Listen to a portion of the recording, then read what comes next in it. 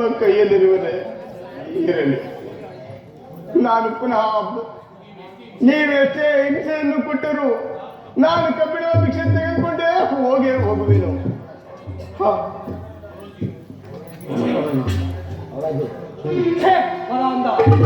ವಿಷವನ್ನು ಕುಡಿದಿರೋ ಬದುಕಿಕೊಂಡೆಯ ನೀನು ಸಾಮಾನ್ಯ ಜಾದವರನಲ್ಲ, ಮಹಾಪಟಿಂಗ ಮಾಟಗಾರನು. ಎಲೆ ದೂತರೆ ಮಹಾಪ್ರಭು, ಈತನನ್ನು ಸೆಳೆದುಕೊಂಡು ಹೋಗಿ ಸುಣ್ಣದ ಗುಡಿಗೆ ತಳ್ಳಿ ಮೇಲೆ ಇಜ್ಜಲನ್ನು ಸುರಿದು ಬೆಂಕಿಯನ್ನು ಹಚ್ಚಿಬಿಡಿ. ಅಪ್ಪಣೆ. ಹೇಗೆ ಬದುಕಿ ಬರುತ್ತಾನೋ ನೋಡುತ್ತೇವೆ.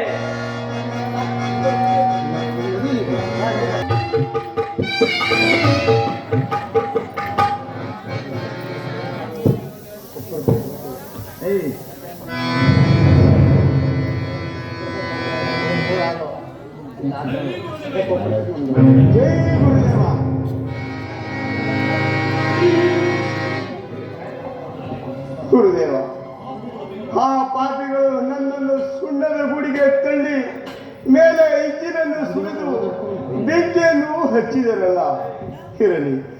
ನಿಮ್ಮ ದಯೆಯಿಂದ ಆ ಮಲ್ಲಿಗೆ ಹೂವೆಲ್ಲ, ಇದು ಸುಣ್ಣದ ಕಲ್ಲೆಲ್ಲ ಮಲ್ಲಿಗೆ ಹೂವಾಗಿ ಹರಳಿದು ಇರಲಿ. ಪುನಃ ಅವರ ಬಳಿಗೆ ಹೋಗಿ ಕಬ್ಬಿಣದ ಭಿಕ್ಷೆಯನ್ನು ಕೇಳಿ ಬರುವೆನು.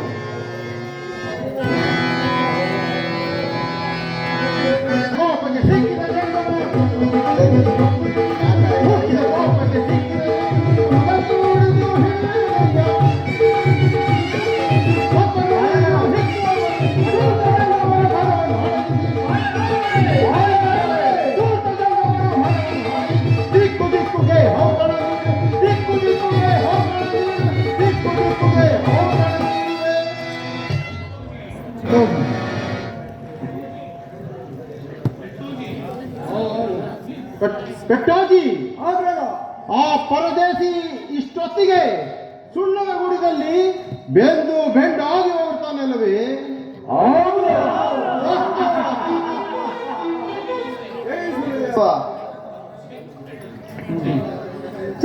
ಮಾದಾಂತ ಪುನಃ ಬದುಕಿ ಬಂದಿರುವ. ಈಗ ನಾನೊಂದು ಪವಾಡವನ್ನು ಮಾಡಿಸುವೆನು. ನಮ್ಮ ಹಿರಿಯರಾರ ಮಾಡಿಟ್ಟಿರುವ ಒಂದು ದೊಡ್ಡ ಕೊಪ್ಪರಿಕೆ ಬಂದಿರುವುದು. ಆ ಕೊಪ್ಪರಿಕೆಯಲ್ಲಿ ಎಣ್ಣೆಯನ್ನು ಸುರಿದು ಕೊತ ಅಂತ ಕುದಿಸಿ ಅನಂತರ ನಿನ್ನನ್ನು ನೂಕಿ ಮತ್ತೊಂದು ಕೊಪ್ಪರಿಕೆ ಮೇಲೆ ಮುಚ್ಚೆವು. ಆ ದೇವರ ಬದುಕೆ ಬರುತ್ತೆ ನೋಡುತ್ತೇವೆ. ಹೌದು ಪಾಂಚಾಳರಿ, ಮತ್ತೊಂದು ಪಾಳವನ್ನು ನೇಮಿಸುವಿರ. ನೀವು ಎಂತಹ ಕಟುಕರಿರಬಹುದು. ಆಗಲಿ, ನಾನು ಅದಕ್ಕೂ ಸಿದ್ಧನಾಗಿರುವೆನು.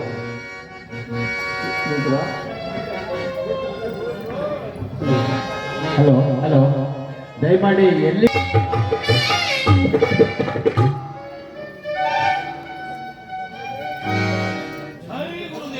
ಜೈ ಗುರುದೇವ.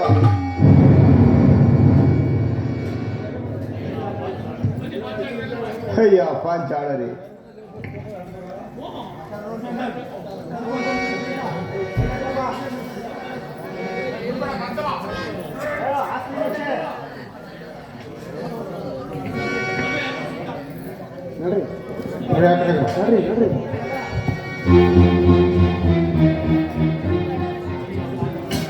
ಅಯ್ಯ ಪಾಂಚಾಳರಿ, ನೀವು ಹೇಳಿದ ಪವಾಡಗಳನ್ನು ಗೆದ್ದು ಬಂದಿರುವೆನು.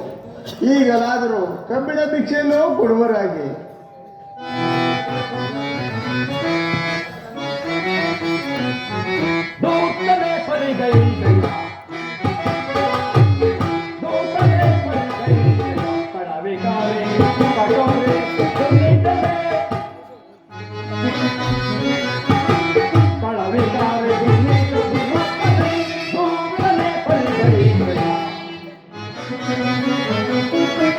ಸೊನ್ನೆ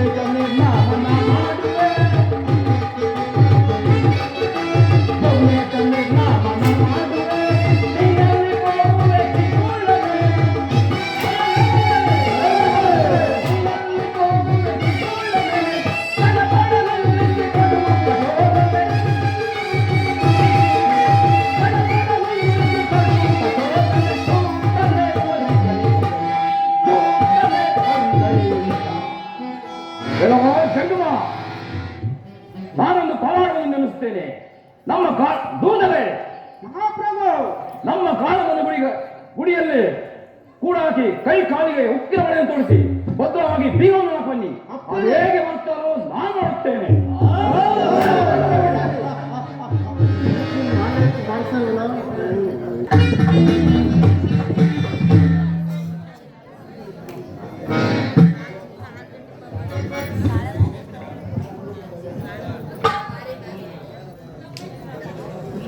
ಗುರುದೇವ, ನನ್ನನ್ನು ಕಾಪಾಡುವ ಭಾರ ನಿಮ್ಮದಾಗಿರುವುದು. ಆಹಾ, ಬಹಳ ದಿನಗಳಿಂದಲೂ ಕಾಯುತ್ತಿದ್ದನು. ಈತನನ್ನೇ ಬಲಿ ತೆಗೆದುಕೊಳ್ಳುವೆನು.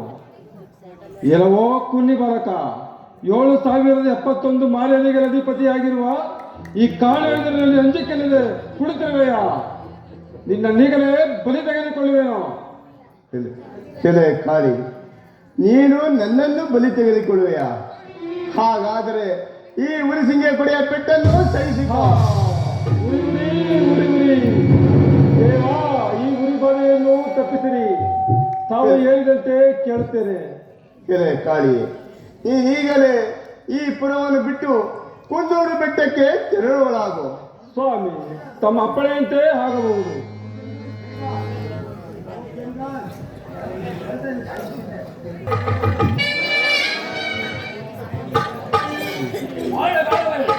ನೋಡಿದ್ರ ನಾನೆಂತಹ ಪವಾಡವನ್ನು ಮಾಡಿಸಿದೆ.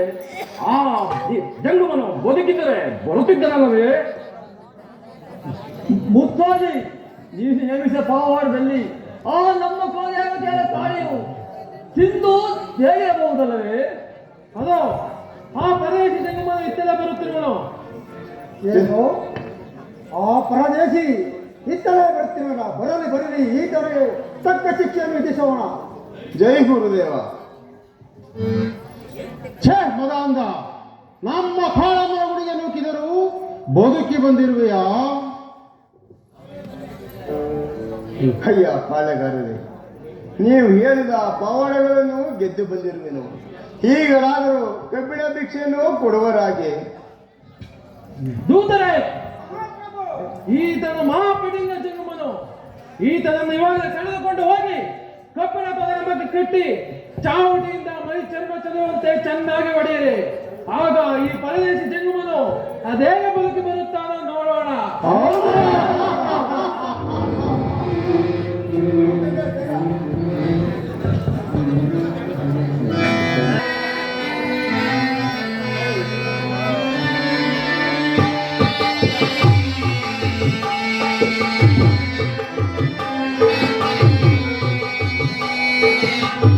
ಒಲೆಯಬೇಡಿರೋ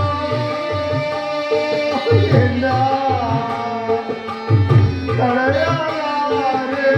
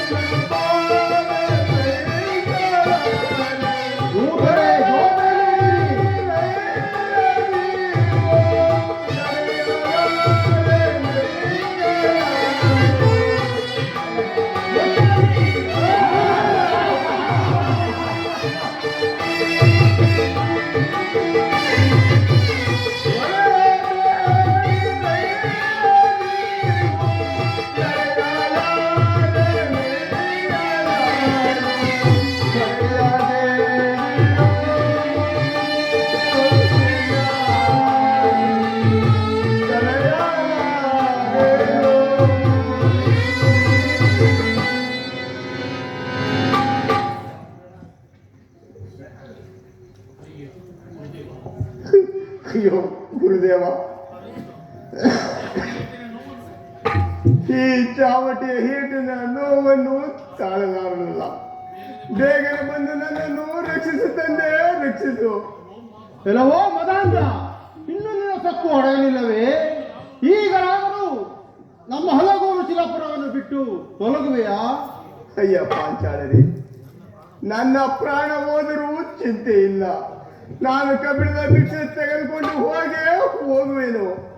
ಎಲ್ಲವೋ ಪರದೇಶಿ, ಇನ್ನೂ ನಿನ್ನ ಸೊಕ್ಕು ಹೊಡಗಲಿಲ್ಲವೇ?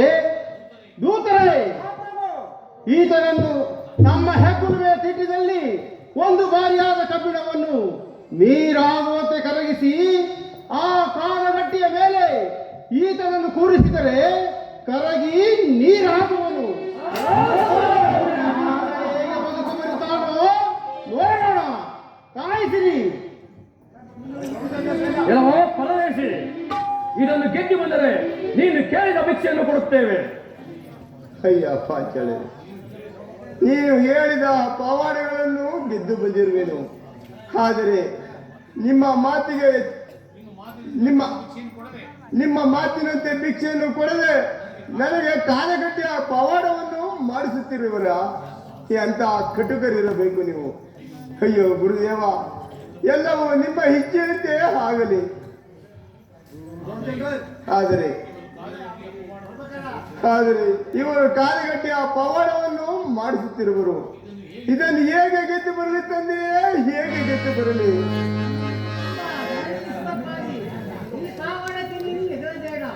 ಮುಂದೆ ಈ ಪಾಂಚಾಲರು ನಮಗೆ ಮನೆಮಠಗಳನ್ನು ಕಟ್ಟಿ ಒಕ್ಕಲಾಗುವರು. ನೀನು ದುಃಖಿಸಬೇಡ, ನಿನ್ನ ಜೊತೆಯಲ್ಲಿ ನಾವಿದ್ದೇವೆ.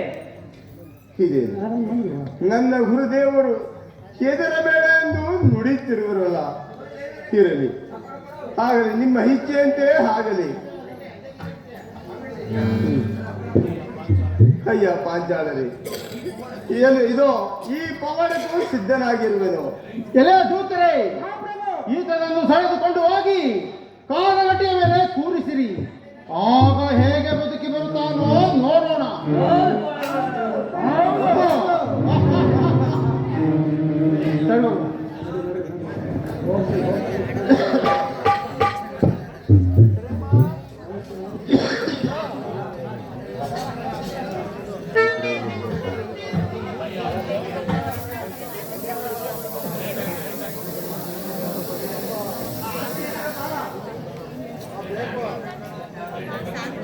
ಅಯ್ಯ ದೂತರೆ, ಸ್ವಲ್ಪ ನಿಧಾನಿಸಿ.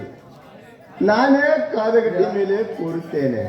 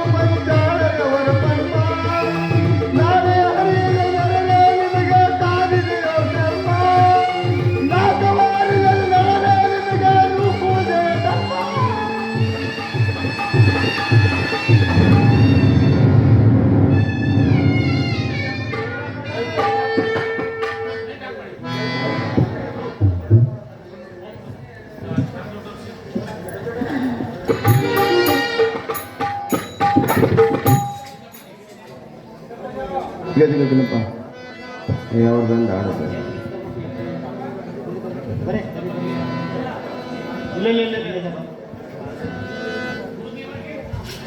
ಗುರುದೇವರಿಗೆ ನಮಸ್ಕರಿಸಿದೀನಿ ನಾವು. ಸಿದ್ದಪ್ಪಾಗಿ ನಿನಗೆ ಮಂಗಳವಾಗಲಿ ಕೇಳು ಸಿದ್ದಪ್ಪಾಗಿ ಗುರುದೇವ ನಾವು ಆಜ್ಞೆ ಮಾಡಿದ 9 ಕಬ್ಬಿಣದ ಆಯುಧಗಳನ್ನು ತಂದಿರುವೆಯಾ? ಗುರುದೇವ ಎಲ್ಲವನ್ನು ನಿಮ್ಮ ಇಚ್ಛೆಯಂತೆ ತಂದಿರುವೆನು. ಸರ್ವವನ್ನು ತಿಳಿದ ತಮಗೆ ನಾನು ಏನೆಂದು ಹೇಳಿದೆ. ಹಲಗೂರಿನ ಪಾಂಚಾಳರಿಂದ ನನಗಾಗಿರುವ ಕಷ್ಟ ಏನೆಂದೂ ಅರಿತಿಲ್ಲವೇ ತಂದೆ. ಆಗಲಿ ಎನ್ನಬೇಡ ಕಂದ, ನಿನ್ನ ಮಹಿಮೆಯು ಜಗತ್ತಿಗೆ ಪ್ರಸಿದ್ಧಿಯಾಗುವುದು. ನೀನೀಗಲೇ ಕುಂದೂರು ಬೆಟ್ಟಕ್ಕೆ ಹೋಗಿ ಅಲ್ಲಿನ ದುರ್ಗಿಯರು ಮಾರಿಯರನ್ನು ಕರೆದು ಹಲಗೂರು ಜಿಲ್ಲಾಪುರಕ್ಕೆ ಹೋಗಿ ಅವರ ಐಶ್ವರ್ಯ ಸಂಪತ್ತು ಪ್ರಾಣವನ್ನು ನಾಶ ಮಾಡಿಸು. ನೀನು ಓರ್ವ ಕೊಡಬಂದಿಯ ವೇಷವನ್ನು ಧರಿಸಿ ಅವರ ಬಳಿಗೆ ಹೋಗಿ ನಮ್ಮ ಮಹಿಮೆಯನ್ನು ಅವರಿಗೆ ತಿಳಿಸು. ಮುಂದಾಗುವ ವಿಚಾರವನ್ನು ನೀನೇ ನೋಡುವೆಯಂತೆ. ಆಗಬಹುದು ತಂದೆ. ನಿನಗೆ ಮಂಗಳವಾಗಲಿ, ಹೋಗಿ ಬಾ. ಇಲ್ಲಿಗೆ ಬಂದು ಹೋದಾಗಲಿಂದ ನಮ್ಮ ಗ್ರಾಮದ ಜನರು ರೋಗ ರುಜಿನಗಳಿಂದ ದಿನಕ್ಕೊಬ್ಬೊಬ್ಬರು ಸಾಯುತ್ತಿರುವರು. ಮುಂದೇನು ಮಾಡುವುದು? ಹೌದು, ನಿನ್ನೆ ನೋಡಿದರೆ ನಮ್ಮ 5 ಹಿರಿಯರ ಜನ ಮೃತಪಟ್ಟರು.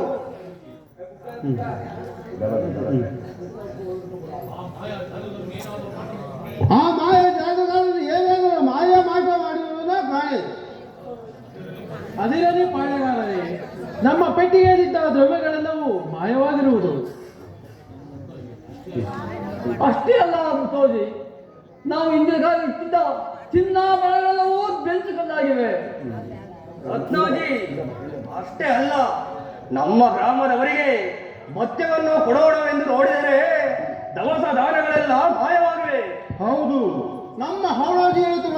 ಸತ್ಯ. ನಮ್ಮ ಹರಮನೆಯೂ ಸಹ ಮಾಯವಾಗಿವೆ. ಛೇ, ಆ ಜಂಗಮನು ನಮ್ಮೂರಿಗೆ ಬಂದಾಗ ಕಬ್ಬಿಣದ ಭಿಕ್ಷೆ ಕೊಡದೆ ಅವನಿಗೆ ಕೊಡಬಾರದ ಕಷ್ಟಗಳನ್ನು ಕೊಟ್ಟವಲ್ಲ, ಆ ಕಾರಣ ನಮಗೆ ಹೀಗಾಗುತ್ತಿರುವುದು. ಅಯ್ಯೋ, ಇಷ್ಟೊಂದು ಧನಕನಕ ವಸ್ತುಗಳನ್ನು ಮುಂದೆ ಸಂಪಾದಿಸುವ ಬಗ್ಗೆ ಹೇಗೆ? ಪಾಳೆಗಾರರೇ, ಅದು ಎಲ್ಲ ಸಾಧ್ಯ ಪಾಳೆಗಾರರೇ. ಬಂಧು ವರ್ಗದವರನ್ನು ಕಳೆದುಕೊಂಡವು. ಹಿರಿಯರು ಹೇಳಿದ ಮಾತು ಸತ್ಯ. ಕೋಪ ಬಂದಾಗ ಶೇಷಿಸಿದ್ದರೆ ಹೀಗೆ ಅನಾಹುತವಾಗುವುದು ಪಾಳೆಗಾರರೇ. ಹೌದು. ನಡೆ, ಎಲ್ಲಿಯಾದರೂ ಹೋಗಿ ಶಾಸ್ತ್ರವನ್ನು ಕೇಳೋಣ.